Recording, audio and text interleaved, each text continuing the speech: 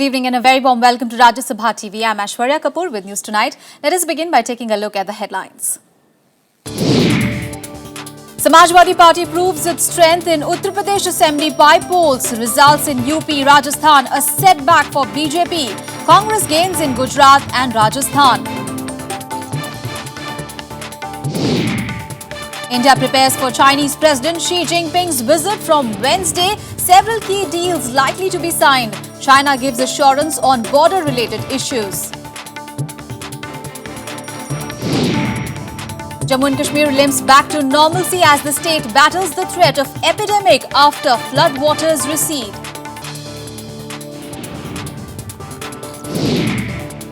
And UK Prime Minister David Cameron pleads Scots not to exit United Kingdom. Warns breakaway vote will be irreversible.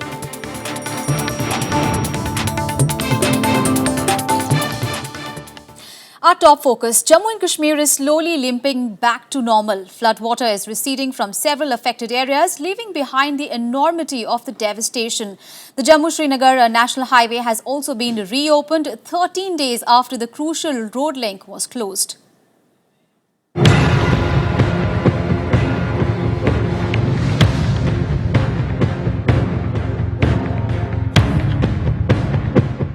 "11 days after floods ravaged Jammu and Kashmir, life is slowly returning to normal, even as the affected people and the administration is still trying to determine the extent of the damage.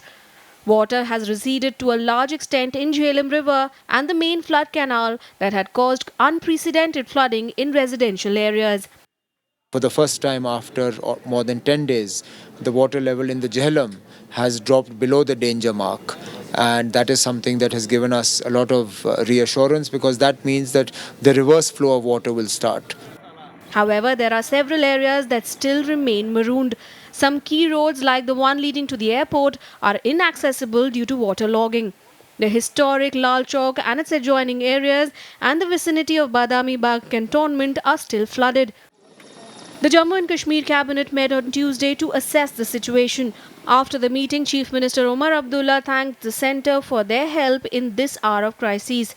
The cabinet also announced it would begin functioning from the civil secretariat in Srinagar from Thursday. One positive that emerged on Tuesday is that the Jammu-Srinagar National Highway reopened for vehicular traffic, bringing much relief to the stranded. हम श्रीनगर से आ रहे हैं, यहाँ हम 10 दिन से खड़े हैं और बहुत ही मुश्किल में थे। आज मेरी पहली गाड़ी है जो स्टार्ट हो रही है, आगे जा रहे हैं। मैं 4 तारीख से हूँ यहाँ पे, बहुत खुशी हो रही है। आज 10-12 दिन के बाद निकल रहे हैं। बहुत कोशिश की इन लोगों ने कि रोड खोलने में, मगर स्लाइड रुक नहीं रही थी। 3 बार अभी तक रोड खुल चुका और स्लाइड आती रही। Special relief camps have been set up in Jammu to help those who have been rescued.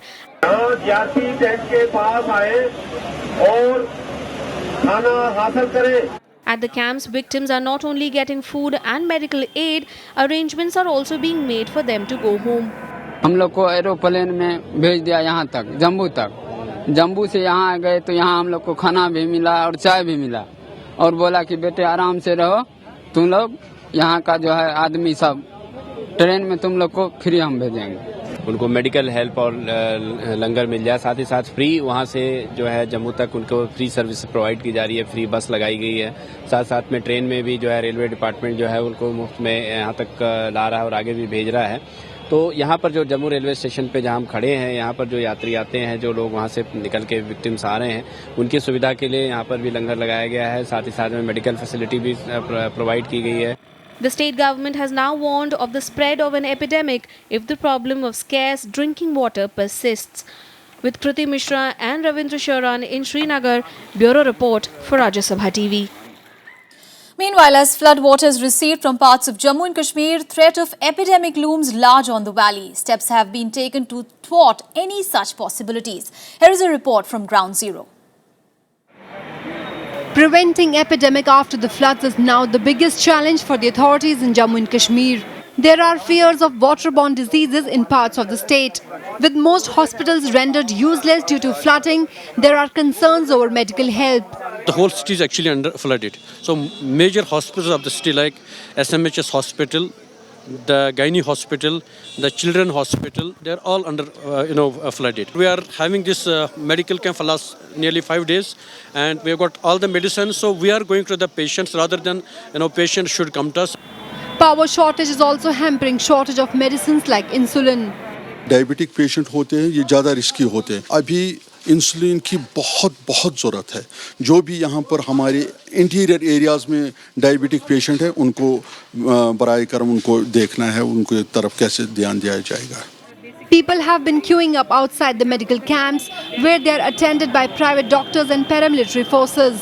We are voluntarily working here. It is one of the many institutions which have been set up at many other places all across Kashmir. A couple of us, our seniors, we got together and we decided to set up a small camp here which has grown in size over the last few days. So we are trying to provide basic medical treatment, first aid. Many clinical teams comprising of physicians, gynecologists, pediatricians and geriatricians have been deployed.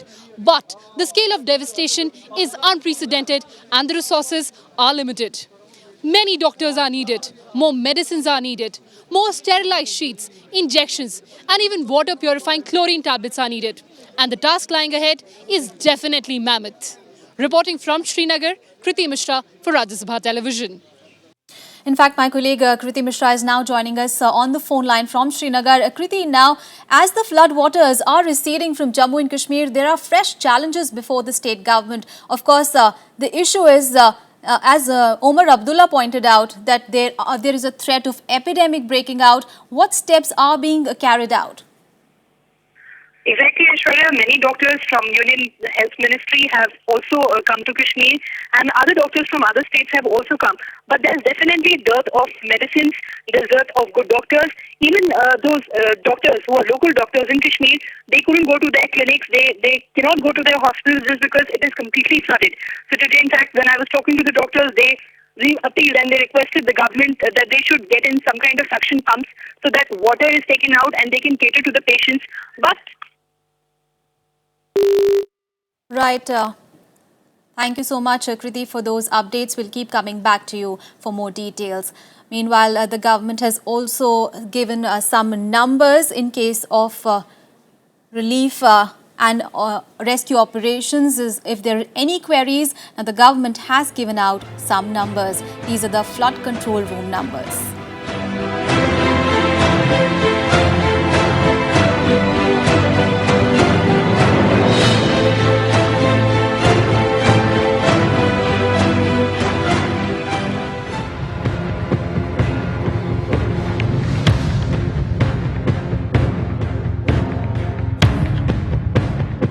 Alright, let's move on to some other news. The staff of Ujjain's Vikram University went on strike on Tuesday after an angry mob attacked the Vice-Chancellor inside his office on Monday. The teachers and other staff of the university marked their protest by organizing a rally against the attack. On Monday, an angry mob entered the university campus, damaging the furniture and computers. They also had a heated argument with the Vice-Chancellor in his office over his appeals to help flood victims in Kashmir. The VC had asked the local landlords to not insist on rents from Kashmiri students of the university. He also wanted to set up a camp to collect relief materials. Now, the Vice-Chancellor was admitted to a hospital last night with complaints of chest pain. He was later discharged. Police said it will be scrutinizing video footages to identify the accused persons and take action. 8 years ago, Professor H.S. Sabharwal had died of cardiac arrest in Ujjain after he was allegedly manhandled by an angry mob. जो appeal हमने यहाँ पे निकाली थी तो ये उस appeal के विरुद्ध आए थे कल और कौन थे क्या थे मैं तो किसी को पहचानता नहीं हूँ और उसके उन्होंने फिर वहाँ जो है तोड़फोड़ करी और चले गए। वहाँ के प्रोफेसर थे एक मिस्टर बग्गा, उन्होंने एफआईआर दर्ज कराई है। उनको हमने बताया था कि आप इनमें किसी को पहचानते हो कि नाम के साथ इसमें एफआईआर कराओ, बट शायद वो पहचानते नहीं थे किसी को, तो उन्होंने संख्या के हिसाब से बताया कि 20-25 लोग आए थे और उन्होंने तोड़फोड़ की है। एफआईआर दर्ज किया गया है और एफआईआर के बाद हमारे पास कुछ सीडी उपलब्ध हुए हैं। In other news, the by-poll results in 9 states have been disappointing for BJP. While Samajwadi Party wrested BJP seats in Uttar Pradesh, Congress dented ruling BJP's tally in Rajasthan. However, BJP won 7 out of 9 seats in Gujarat and opened its account in West Bengal after 15 years. Here is a look. The assembly by-polls in 33 seats spread across 9 states are seen by many as a test for BJP after it came to power at the centre. After a stellar show in the Lok Sabha elections 4 months ago, the party was disappointed in Uttar Pradesh. Ruling Samajwadi Party proved its strength by winning 8 out of the 11 seats that went to polls. BJP could win only 3. ऐसी ताकतें जिन्होंने समाज को बांटने की बात की, धर्म जात को लड़ाने की बात की, मैं धन्यवाद दूंगा जनता का और आभार भी प्रकट करूंगा कि सब ने एक होकर के सब भेदभाव मिटा करके समाजवादी पार्टी और समाजवादी नीतियों का समर्थन किया है. In Rajasthan, there was more disappointment in store for BJP. Out of the 4 seats, Congress won 3, making a comeback after BJP won the last assembly polls comprehensively. Congress party संगठित होकर चुनाव लड़ी. कांग्रेस के नेता और कार्यकर्ता एक मंच पर आकर एक ताकत के रूप में सामने आए और इस प्रदेश के नौजवानों ने आज कांग्रेस की तरफ अपना रुख किया है. अगर नौजवान मतदाता कांग्रेस के पक्ष में नहीं आते तो शायद हम लोग इतनी बड़ी जीत हासिल नहीं कर पाते. In Gujarat, BJP won 6 out of the 9 seats that went to polls but lost the other 3 to Congress. However, the party made inroads in West Bengal, winning its first seat in 15 years. In Assam, both BJP and Congress won 1 seat each out of the 3. The party feels the results do not reflect the true mood of the nation. It is confident to do better in the forthcoming polls in Maharashtra and Haryana. इन चुनाव के जो परिणाम होते हैं वो काफ़ी बातों पर निर्भर करते हैं. जीत या कोई भी हार व्यक्ति को आत्मविश्लेषण की प्रेरणा देता है. हार से निराश न होना और जीत से अति आत्मविश्वास में बह करके हम आगे के रास्ते अपने बंद न करें. हम ये भी स्वीकार करते हैं कि हमारे लिए ये छोटे तौर पर एक आत्म मंथन का विषय है, लेकिन मैं स्पष्ट रूप से कहना चाहूंगा कि इन चुनाव के परिणामों को भारतीय जनता पार्टी के कार्यकर्ता बड़ी चुनौती के रूप में स्वीकार करेंगे. TDP won in Simandra, CPM won in Tripura on the seats where elections were held. There were no surprises though in the Lok Sabha by-polls to 3 seats in Vadodara, Mainpuri and Medak. The ruling parties held on to the seats by comfortable margins. With inputs from Pranav Goswami, Bureau Report, Rajya Sabha TV. And China has expressed a strong opposition to the latest India-Vietnam agreement on oil exploration in the South China Sea. Claiming that the South China Sea waters are under Chinese territory, it warned against any projects in the area without its consent. President Pranab Mukherjee is currently on a visit to Vietnam to enhance cooperation in various sectors, especially defense and security. The agreement between India and Vietnam on oil exploration has evoked strong opposition from China.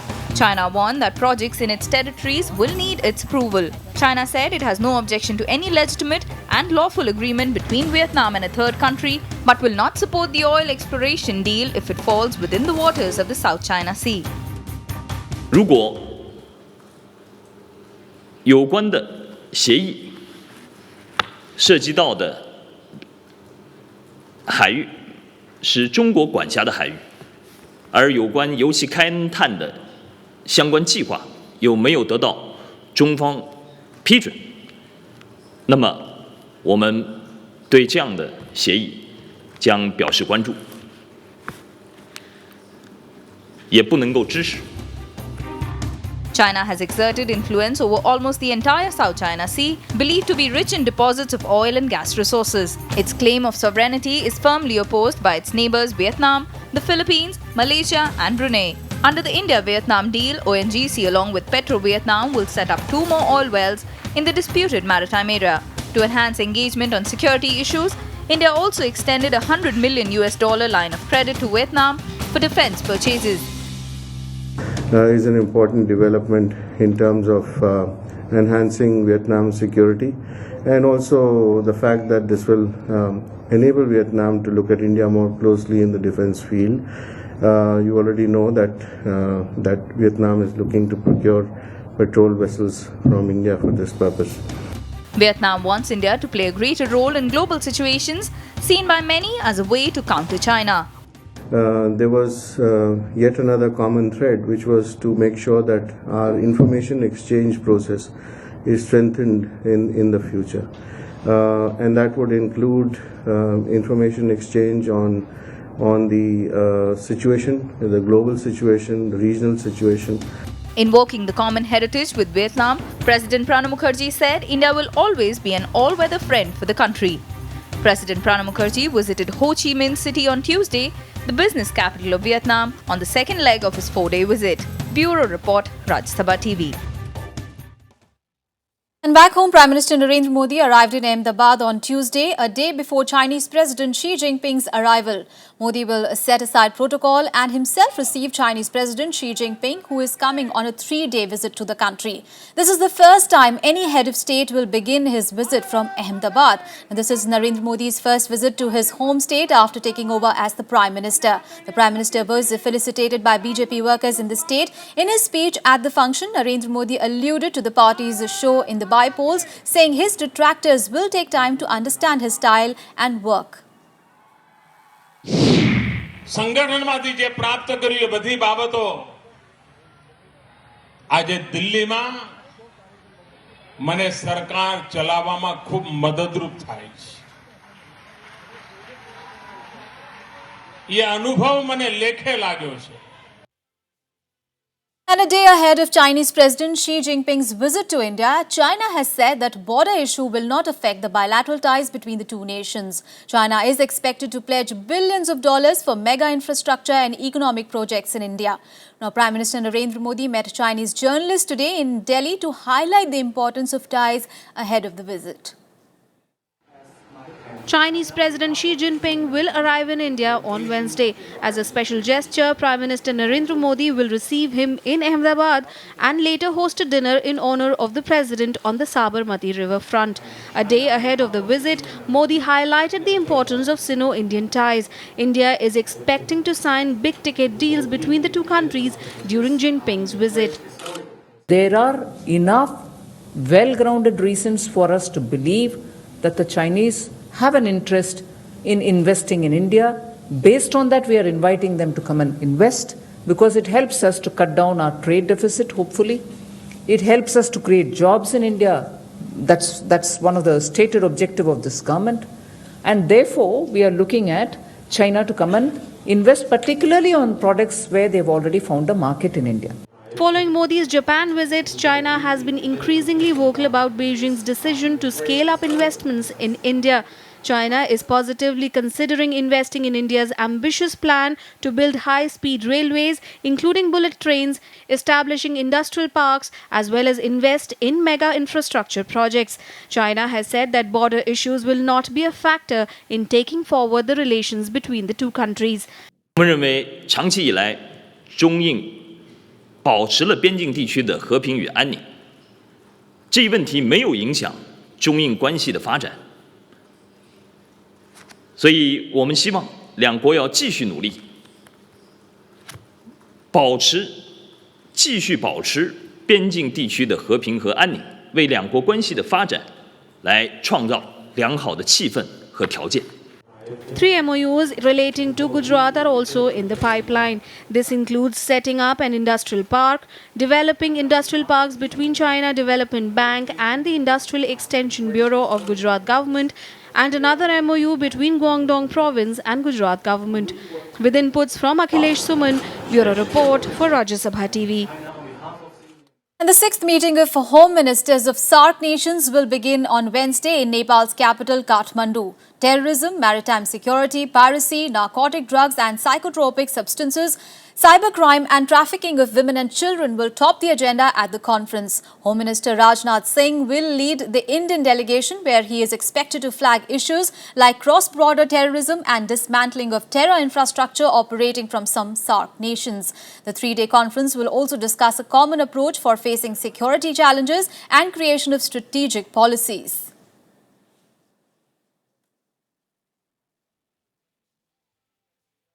And let us now get you some other national news and updates in Nationwide.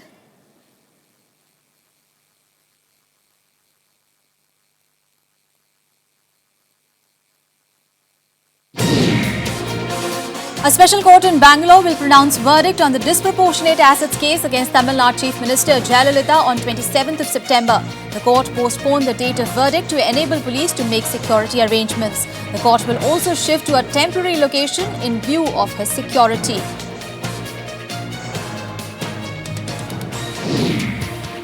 The Delhi High Court has dismissed a petition seeking CBI probe into various land deals of Robert Vadra's firm.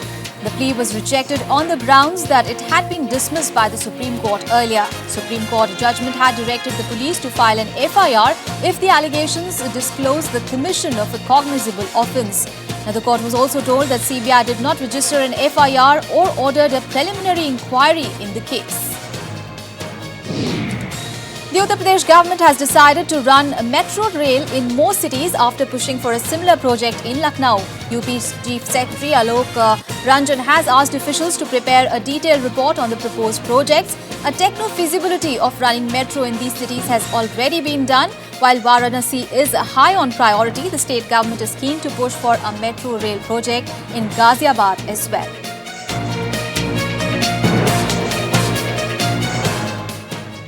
We'll take a very short break here. Coming up ahead, United States carries out its first airstrike under its new plans to counter Islamic State. More details after a short break.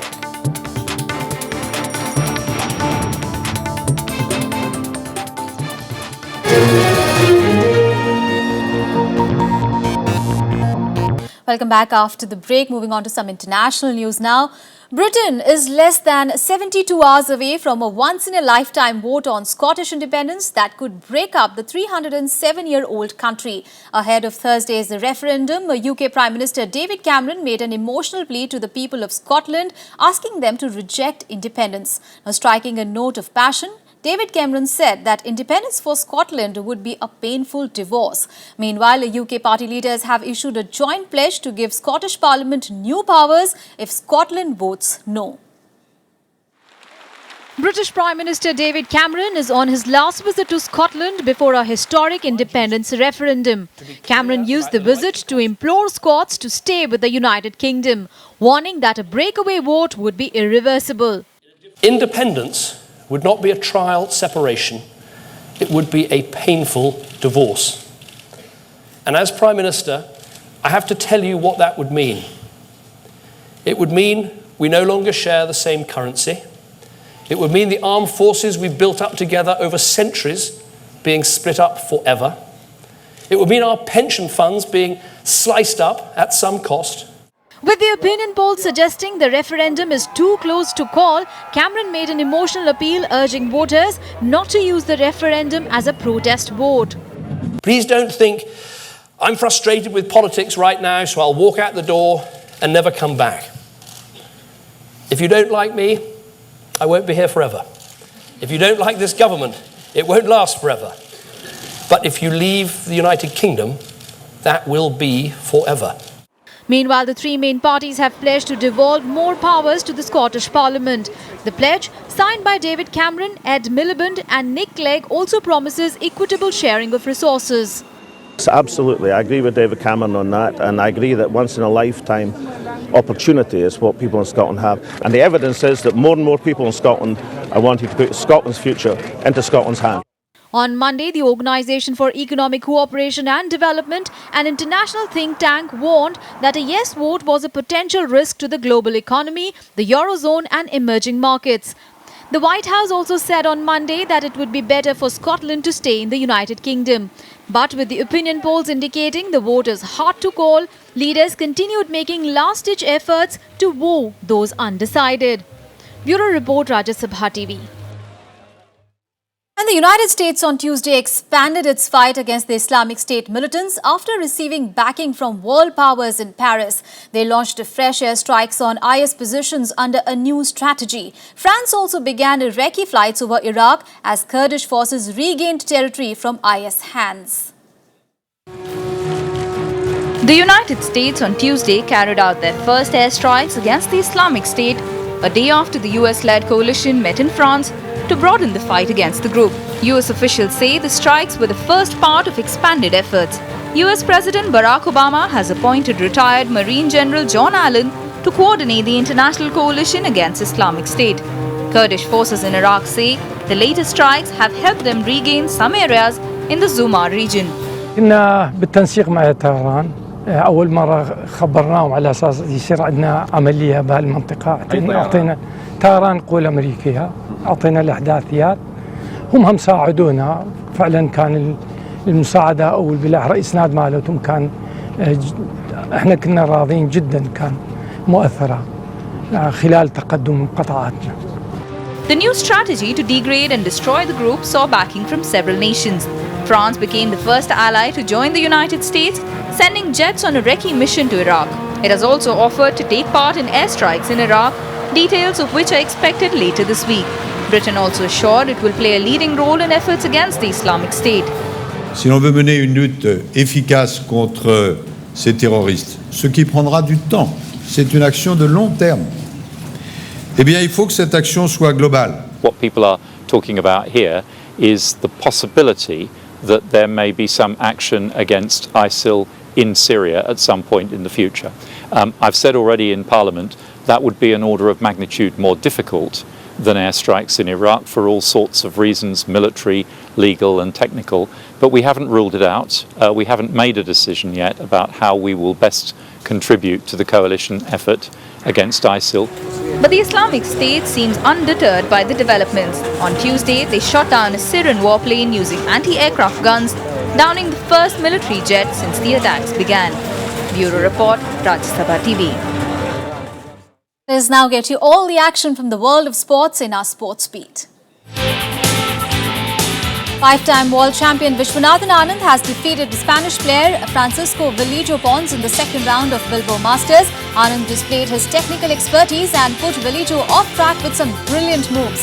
Anand has maintained a clean slate after 2 games with his score at 6 points. Anand will take on Levon Aronian of Armenia in the next match. Pakistani all-rounder Shahid Afridi has been appointed Pakistan T20 team captain. Afridi has been reappointed for 3 years after he was first sacked in 2010. Afridi replaces Mohammad Hafiz, who stepped down after Pakistan's unimpressive performance at the World T20 in Bangladesh this year. Former FIFA official Jerome Champagne has formally announced that he will contest next year's election for FIFA president. Champagne will challenge Sepp Blatter, who announced last week that he would stand for a 5th term. The Frenchman, FIFA's former director of international relations, joined the organization in 1999 and served as an executive for 11 years.